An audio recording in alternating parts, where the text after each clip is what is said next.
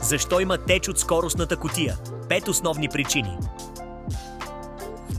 Забелязали сте петно от масло около скоростната кутия? Не се паникьосвайте, но и не го пренебрегвайте. Трансмисионната течност е жизнено важна за плавната работа на автомобила ви.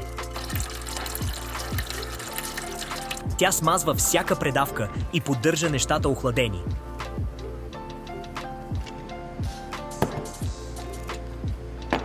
Ако нивото й е ниско, това води до триене и скъпи ремонти.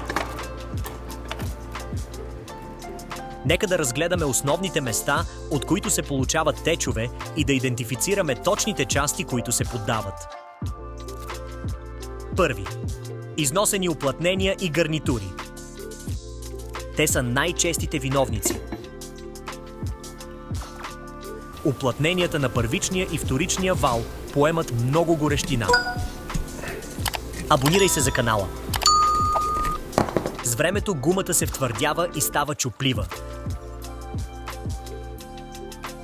Тя губи гъвкавостта си, износва се и маслото започва да протича. Проверете гарнитурата на картера, тъй като тя често се смалява.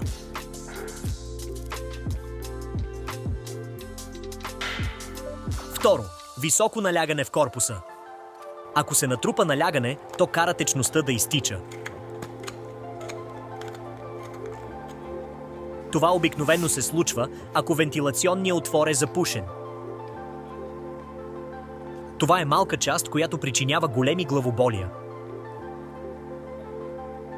Препълването на маслото също води до течове. Винаги проверявайте щеката за масло или пробката за ниво маслото правилно. Трети. Повредени тръби и радиатори. Автоматичните скоростни кутии използват външни охладителни тръби.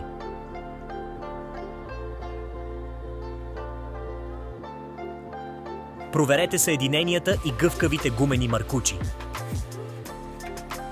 Те са най-честите точки на течове в тези проводи. Проверете за удари от камъни по радиатора на трансмисията също. Четвърти. Механични повреди. Ударили сте голяма дупка или висок бордюр.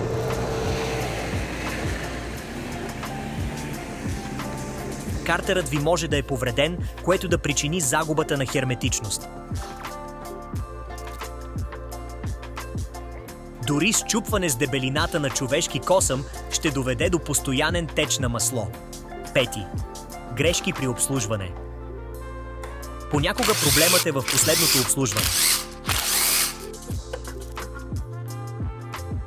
Стисната гарнитура или хлабав болт винаги ще причиняват течове. Използването на грешната течност може да развали уплътненията ви. Понякога уплътненията се подуват или смаляват от грешното масло. Какво става, ако не направите нищо? Ниското ниво на течността води до приплъзване и разтрисане при смяна на предавки. След това фрикционните дискове започват да изгарят. В крайна сметка цялата скоростна кутия просто ще блокира.